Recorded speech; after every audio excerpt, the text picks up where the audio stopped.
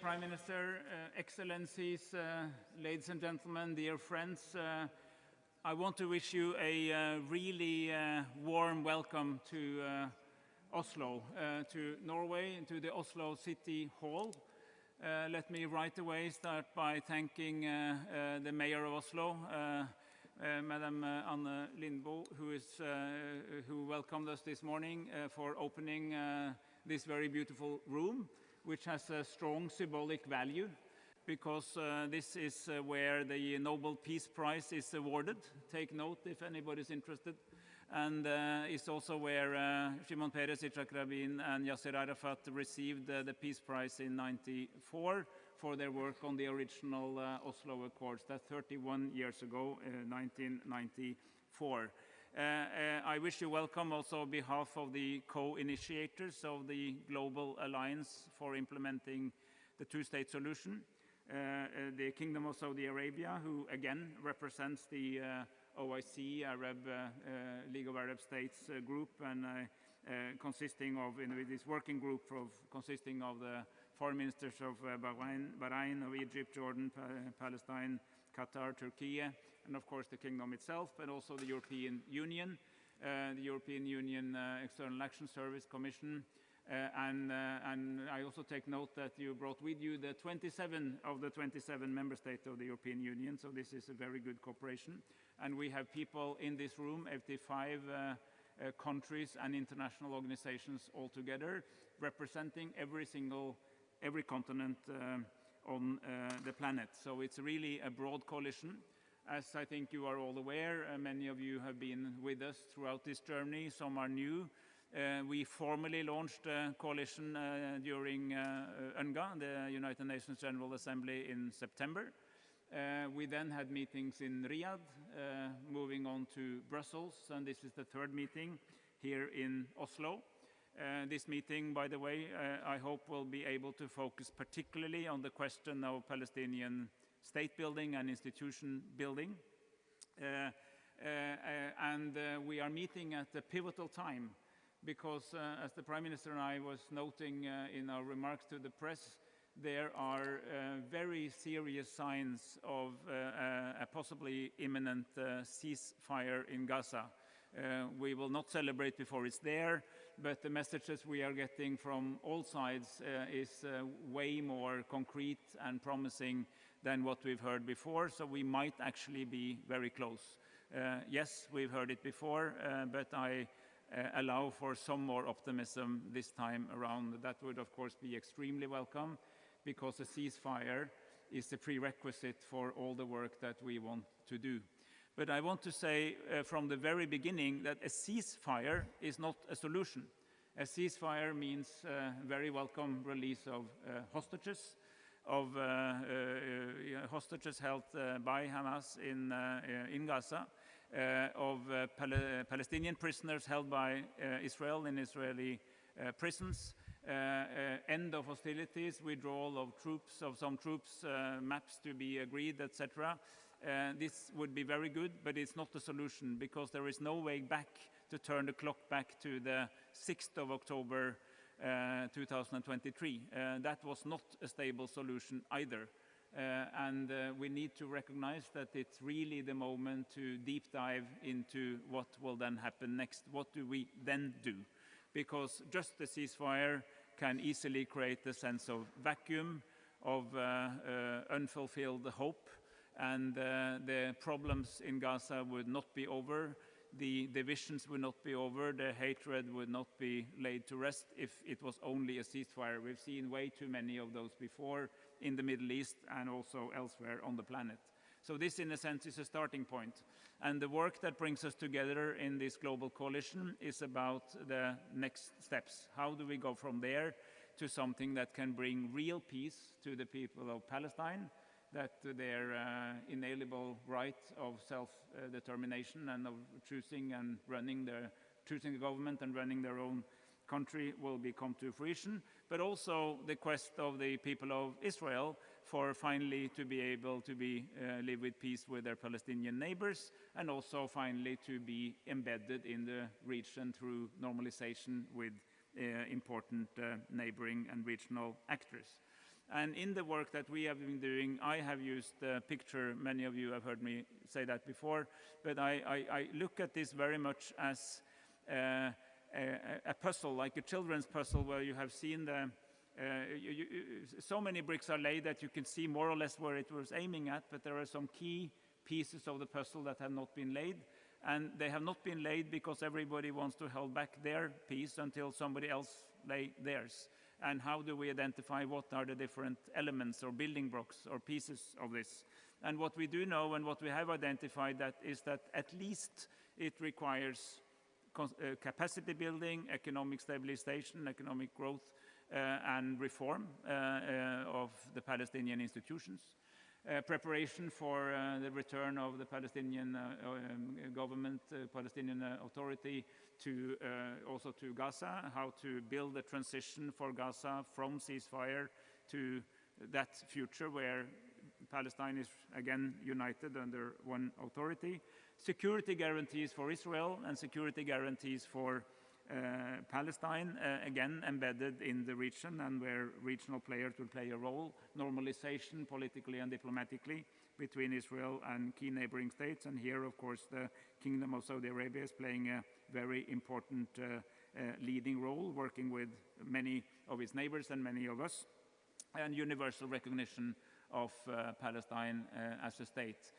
So the expectation of the international community, as I see it, is that Israel understands that it's time to move on and to help solve the long outstanding issue of Palestine, and of course that our friends in Palestine also work effectively together to build a strong government and a strong capacity that all the Palestinian territories are united, so that both sides have a good partner in building peace. So this is very much what the coalition is all about.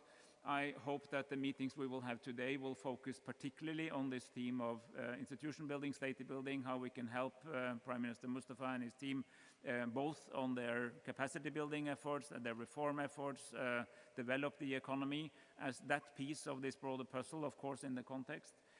I also welcome the presence of Philippe Lazzarini from UNRWA, the Commissioner General of UNRWA, who under very difficult conditions is providing important humanitarian work, as we all know, but also will be called upon to play a role as we move forward to what will once in the future be a normalization of the situation, and where also Palestinian institutions will be able to run the basic services that have been provided historically by UNRWA, and how to build that bridge, and he will say something about that later. I would very much encourage everybody today to focus their interventions on what to do now. I think everybody is here because they know how difficult the situation is right now. So we can make, recognizing that short and basically build on the opportunity, the hope, the possibilities for actually turning this very low point that this last war has provided us with into an opportunity for how we move forward. And this is my message as your host today, and now I'm very honored to pass the floor to our dear guest of honor, Dr. Mohammad Mustafa, the Prime Minister of the State of Palestine. Over to you, Prime Minister. Thank you very much, Mr. Minister. Excellencies, distinguished delegates, ladies and gentlemen, it's an honor to stand before this distinguished assembly in Oslo, a city whose very name symbolizes the promise of hope and peace for our region. Let me begin by expressing my profound gratitude to the Kingdom of Norway for its significant and important role in supporting the Palestinian people, championing international law, and upholding the two-state solution. Minister, your recognition of the State of Palestine is not merely symbolic. It is a courageous, practical step that brings us closer to the realization of a just and lasting peace.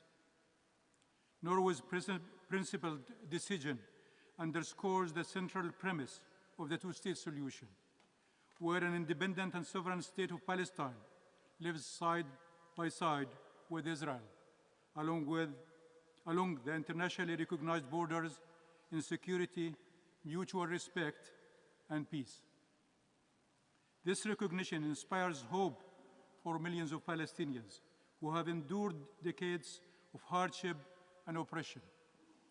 It strengthens the foundation for peace, affirming our inalienable rights to self-determination, independence, justice, and freedom, and dignity, rights that must be upheld for any just and lasting resolution. Allow me to extend our gratitude to the Kingdom of Saudi Arabia and the European Union, in addition to Norway, for initiating this crucial endeavor, and would like to thank all our friends and partners who are here today, who have united to form the Global Alliance for the implementation of the two-state solution. Excellencies, we gather here at a dark hour for the Palestinian people, the region, and the humanity as a whole. The realities in occupied Palestine stand as a stark testament to the depth of the cruelty that humans can inflict upon one another. These atrocities are the results of an international failure to protect fundamental rights. They could and should have been prevented. In the last year alone, the Palestinian people have endured relentless aggression, especially in Gaza. Gaza has been devastated by a genocidal war that has claimed over 46,000 lives and wounded more than 110,000 people, with the vast majority being women and children. These hardships have tested our resilience without diminishing our resolve.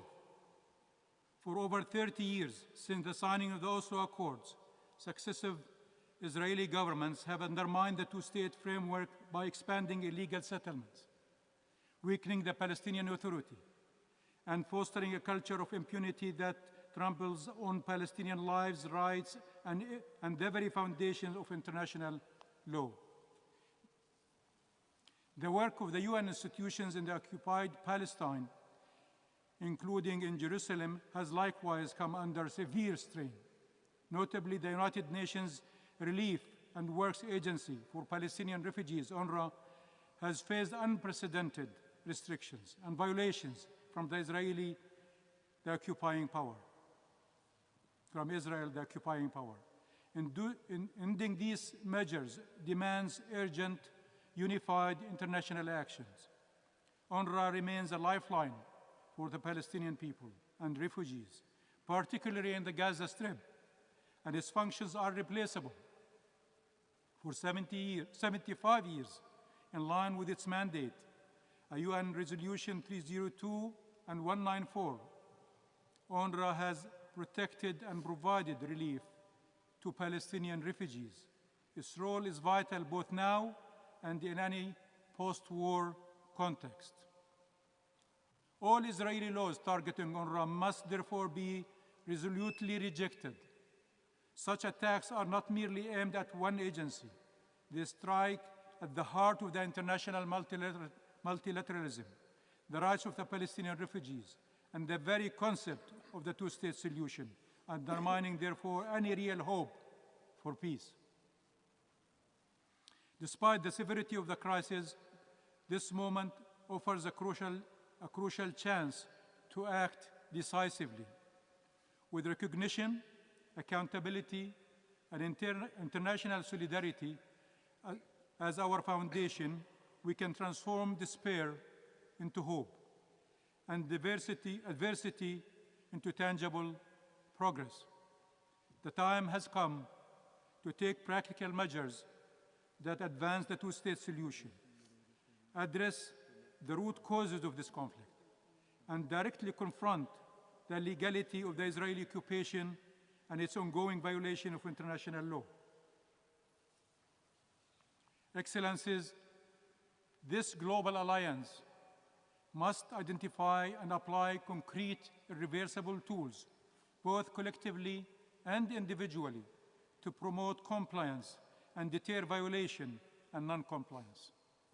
Such steps begin with a comprehensive ceasefire, the lifting of the siege on the Gaza Strip, implementing the UN resolutions including 2334 and 2735, and accountability, thereby paving the way to end the illegal occupation and achieve the two-state solution.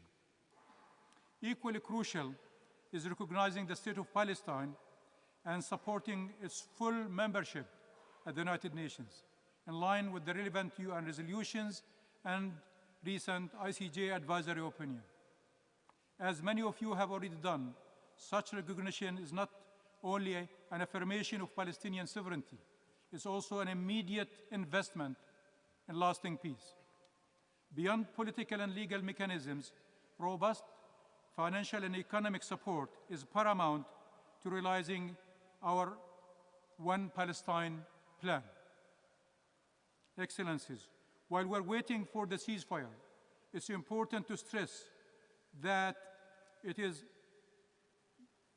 will not be acceptable for any entity to govern Gaza Strip but the legitimate Palestinian leadership and the government of the State of Palestine.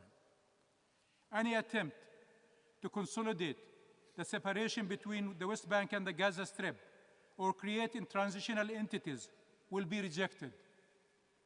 Gaza, after all this pain, needs a responsible and capable government to heal the wounds of the Palestinian people and to reintegrate Gaza with the rest of Palestine under one state, one government, one law, and one system. We should not leave Gaza to vacuum. We should move quickly toward relief, early recovery, reconstruction, and peace. We are the government of Palestine, ready to hold our responsibilities in the Gaza Strip, as we did before.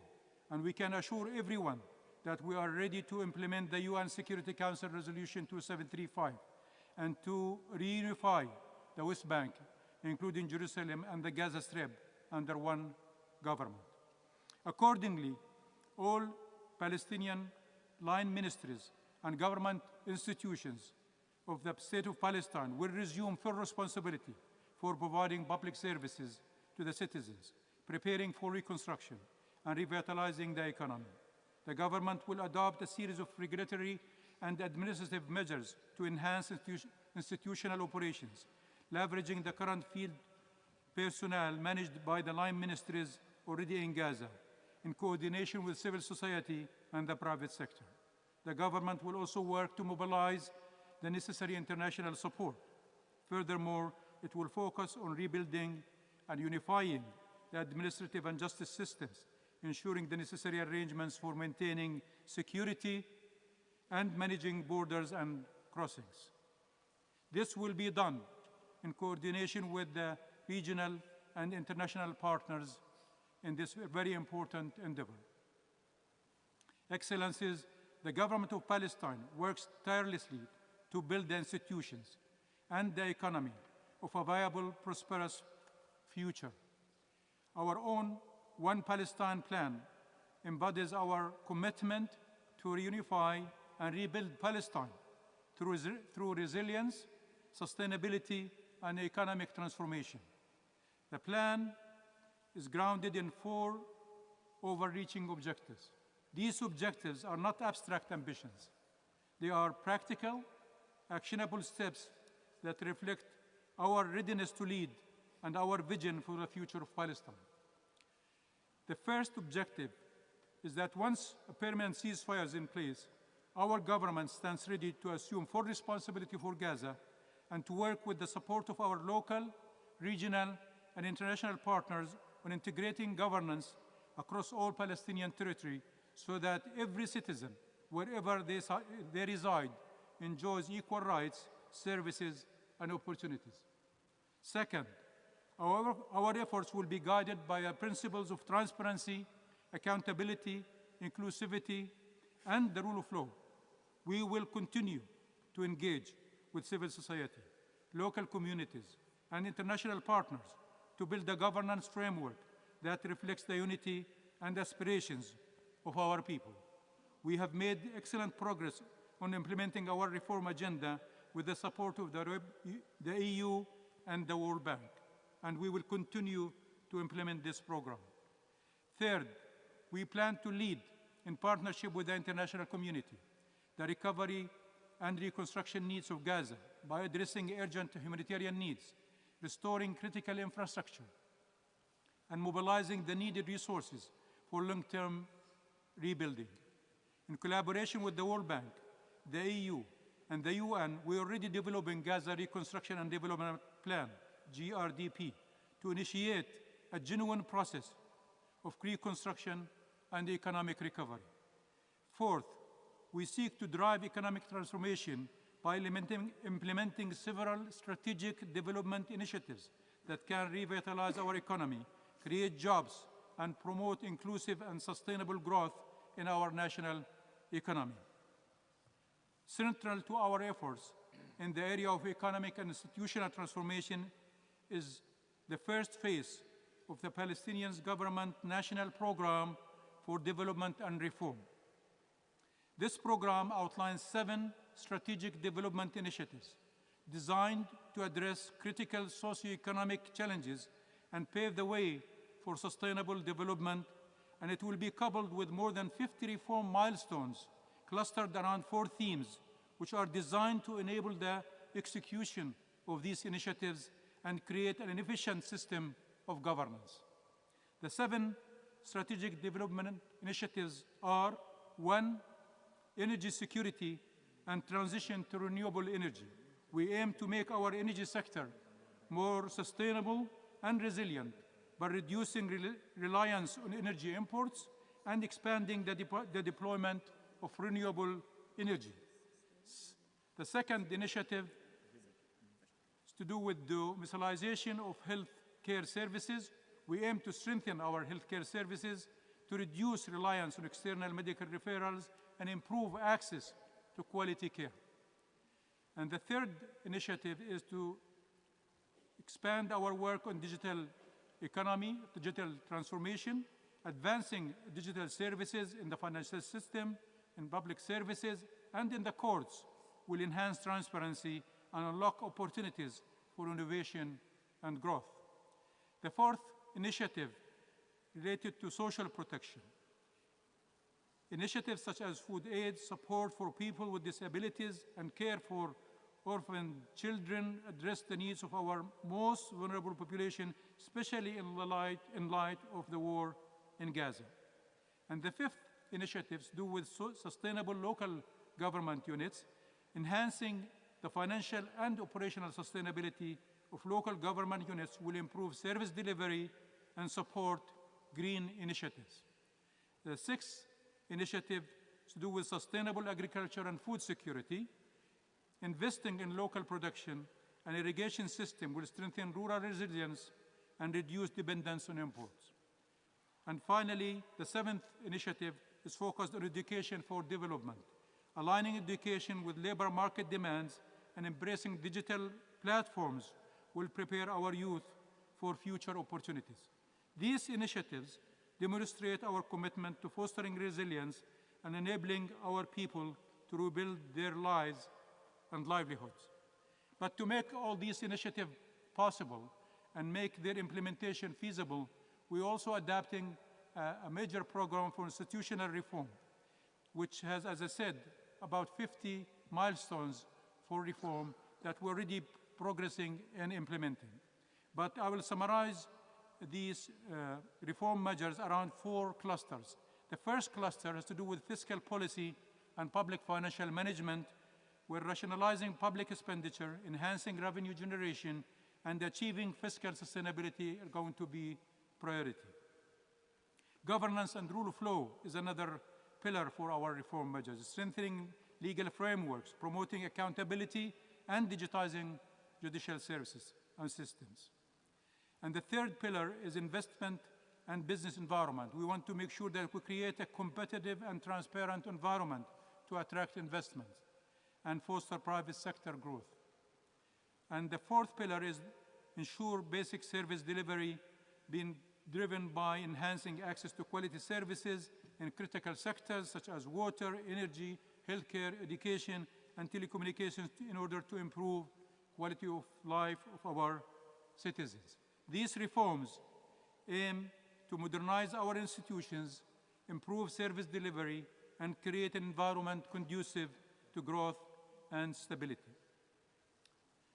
Excellencies, ladies and gentlemen, the challenges before us demand a coordinated global response.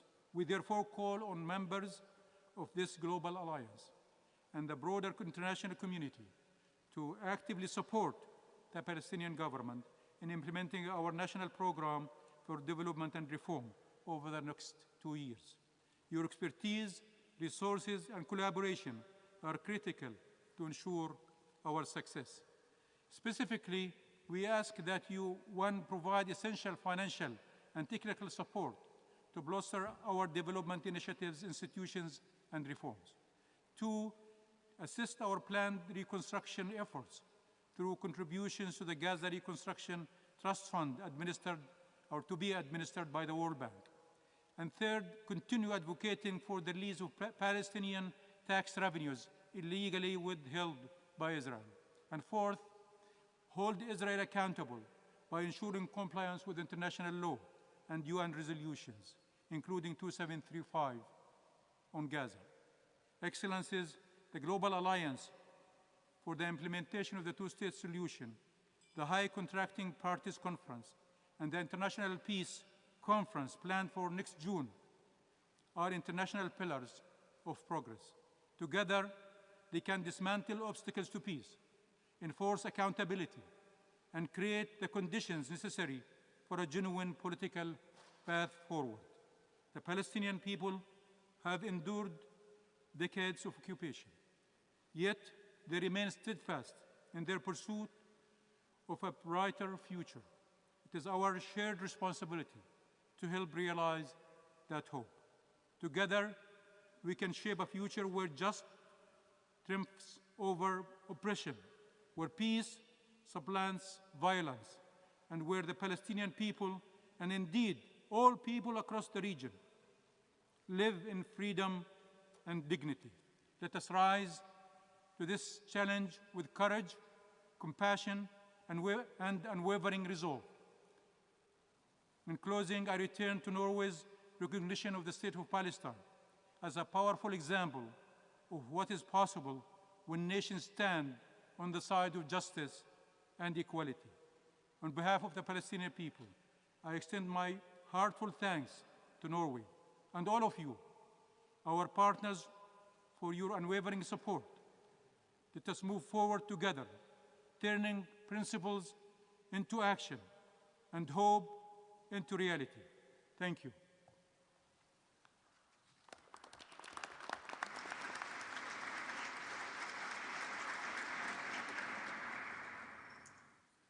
Indeed, let us rise to this occasion. Thank you very much, Your Excellency, Mr. Prime Minister Mustafa, for those very wise and important words, which I hope will inspire the delegates throughout today's deliberations. And as a co-initiator of this global alliance, but at the same time the chair of the AHLC, the donor committee on Palestine, I think that what you very ably spelled out is the connection between the political track towards statehood and recognition with the economic track, the enabling the capacity of the state, and these two things are so closely intertwined, so thank you very much for spelling that out. And the last and third of the intervention in this opening segment, I have the honor of giving the floor to Philippe Lazzarini, the Commissioner General of UNRWA, and while doing that, I want to thank you and everybody that works with you in your organization for the enduring support for the Palestinian people under extremely difficult circumstances, and also condolences for all your losses. But now we are looking into the future, and I look forward to your intervention, Philippe. Thank you so much, Espen. Foreign Minister Barth, Eide, Prime Minister Mustafa, dear colleagues, ladies and gentlemen, in just 2 weeks, two laws aimed at ending UNRWA's operation in the occupied Palestinian territory will enter into force. Full implementation of the laws will ban UNRWA from operating in the sovereign territory of Israel and ban contact between Israeli authorities and the agency. The sovereign territory of Israel implies, for the government of Israel, occupied East Jerusalem, in contradiction to international law and related resolution of the United Nations Security Council and General Assembly. The no-contact policy will effectively end the confliction for safe movement in Gaza. It will also deny international staff visa to work in the occupied Palestinian territory. This staff, if they have no visa, will be compelled to withdraw under protest. We will, however, stay and deliver. UNRWA's local staff will remain and continue to provide emergency assistance and, where possible, education and primary health care. However, continuing to work will come at considerable personal risk for our Palestinian colleagues. This is due to the exceptionally hostile operating environment created by Israel's disregard for international law and fierce disinformation campaign against the agency. The government of Israel has invested significant financial and diplomatic resources in campaigns that portray UNRWA as a terrorist organization and our staff as terrorists or terrorist sympathizers. The absurdity of these claims does not diminish the threat they pose to our staff, who are increasingly intimidated and harassed by the Israeli authorities. The inability to work safely with full respect for the privileges and immunities of the United Nations will undermine the effectiveness of UNRWA's operation and the trust of our donors.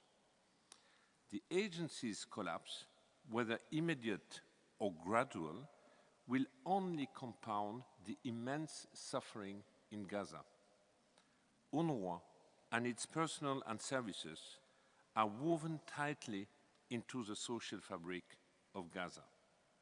The disintegration of the agency will intensify breakdown of social order. In the West Bank, the weakening of UNRWA will fuel even greater instability. Across the occupied Palestinian territory, dismantling UNRWA outside a political process will irreversibly harm the life and future of Palestinians. It will obliterate their trust to the international community and any political process, its efforts. For how can we, the international community, explain to Palestinians that a United Nations agency is prevented by national legislation from saving lives and providing basic services?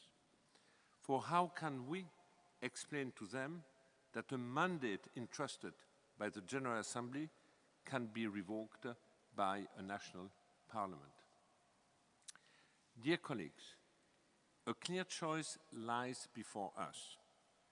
We can allow UNRWA to implode as a consequence of the Knesset legislation and the suspension of funding by key donors, or we can allow the agency to progressively conclude its mandate within the framework of a political process, ensuring adequate funding for essential services such as education and primary health care. The Global Alliance initiative rightly champions an orderly political transition. By safeguarding UNRWA's role as a provider of public-like services, specifically education and primary health, during a political transition, we are preparing the ground for empowered Palestinian institutions to take ownership of these services. I must reiterate here that UNRWA's mandate was always meant to be temporary.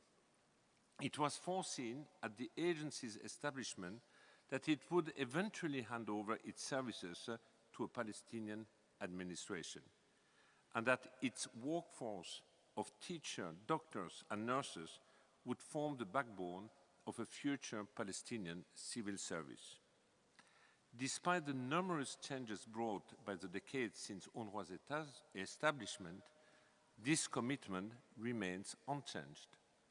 During the past months, my health and education teams have been liaising closely with their counterpart in Ramallah to determine how to meet the growing needs of people in the occupied Palestinian territory. UNRWA is the largest provider of primary health care in Gaza and the second largest provider in the West Bank.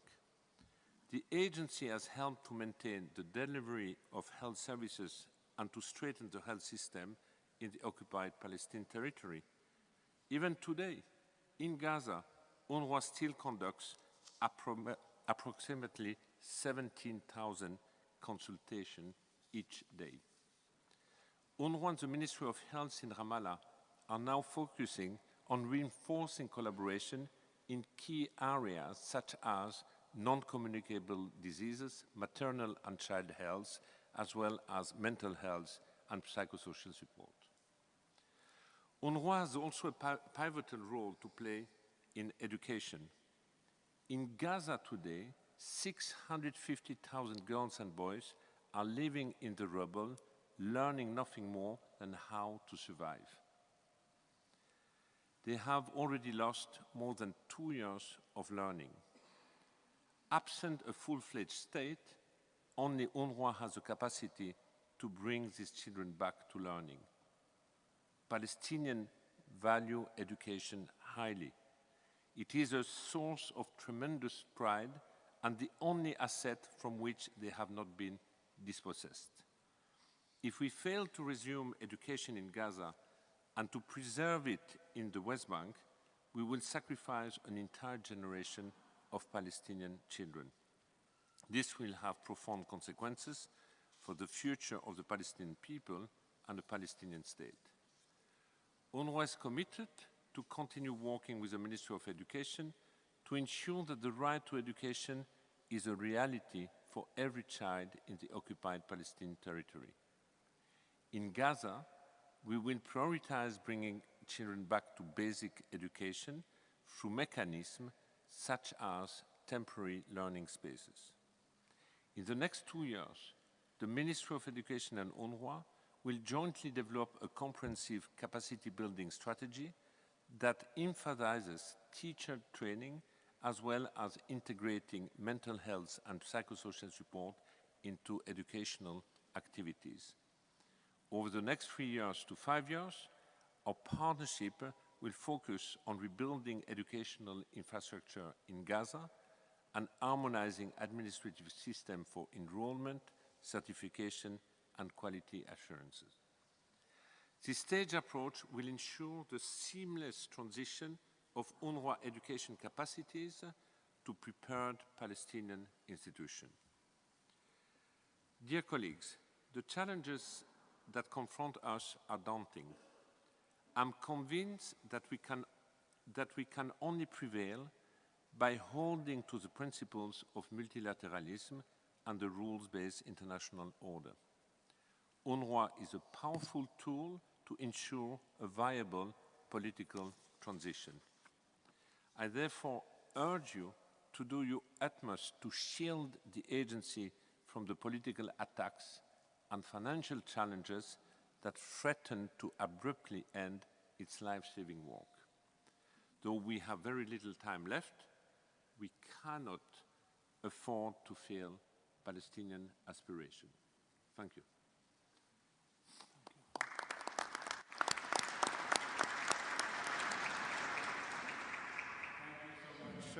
Commissioner General. Thank you, Philippe. And I will in 1 second give the floor to Torunn Vista, our special representative to the Middle East peace process, who is here with me and who will be your host throughout the rest of the day. Let me just say, having listened to these two interventions, that I think everybody is aware that the road ahead to the solution that we are seeking is difficult. But I can assure you that all the alternative roads ahead are even more difficult and even more dangerous and dramatic. And let those words inspire you in today's deliberations. Let's focus on what we can do and start from now, look ahead. And I'm increasingly convinced that with this broad global support, this can be done. And we have very good partners in the government of Palestine who are ready to do their part of this. And let's make sure that we help them and inspire others to make it possible to do exactly what we've set out to do. But with those words, I give the floor now to Torunn Wiste, please. Thank you, Minister. Their Excellencies, the Foreign Minister Espen Barth Eide and Prime Minister Mohammad Mustafa will now leave this room.